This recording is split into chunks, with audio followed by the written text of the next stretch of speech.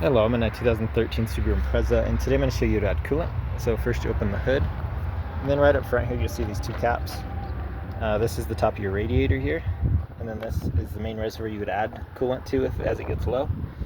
You typically never need to add directly here, but it's worth checking every so often if you think it got really low.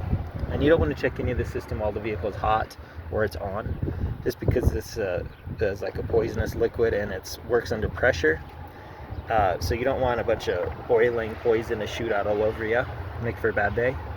Let's open this. You just push down and twist about twice, and then this pops right off, and you'll see coolant right on top.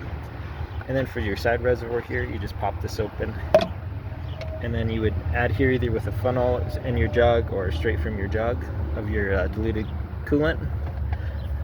Make sure you don't go past the full line. There is supposed to be some air gap in here. But there's a mark right down here for full, and then a low below that. And as best as you can, you want to match the same color coolant and type of coolant that's in here already and that you've been using. You can check your owner's manual, a good online source for the best coolant for your particular make and model. But once you fill it, it's only around the full mark, and you can be a little over, but you don't want to fill it all the way to the top for sure. But once you get this topped off, just pop this closed again. And then I would double check around for leaks, which an easy way to do that is to turn the vehicle on. And as the coolant circulates through your vehicle, you might see some coolant puddling around somewhere in the engine bay or under the radiator or around some of the lines if there's cracks or something loose.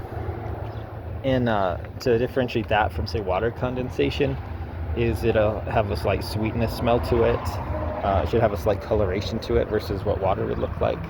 And then you don't really want it on your skin, but say you have a glove and you feel it, it'll feel slightly more slick than what water would feel like. But I hope this was helpful, and I hope you have a wonderful day.